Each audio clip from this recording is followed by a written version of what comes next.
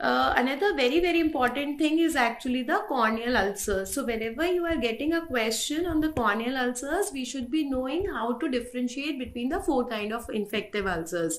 So if you see, this is the bacterial keratitis or the bacterial corneal ulcer.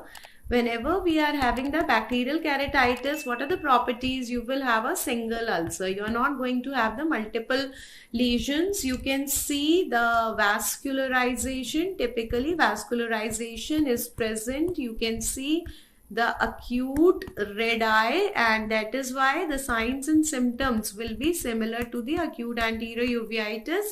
You will get a hypopion. We have discussed about hypopion pus in the anterior chamber, and whenever we have hypopion in the bacterial keratitis, it is always sterile and always mobile. So very important are these features for the bacterial keratitis, and because we are having the vascularization, the chances of perforation are very high.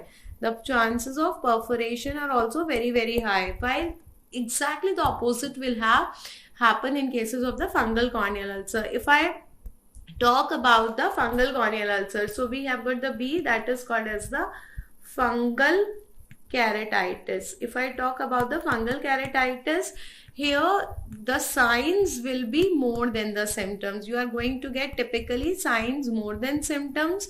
You are having no vascularization here, and you are having the finger-like projections. You are having the finger-like projections because we have hyphae here, and because we have so many finger-like projections, they will be causing the multiple satellite lesions.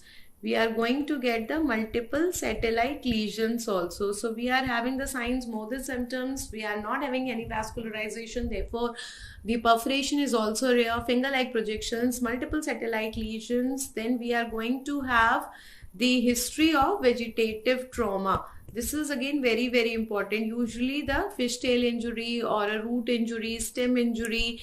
Then the hypopion. So hypopion will be present, but it will be non-sterile and non-mobile.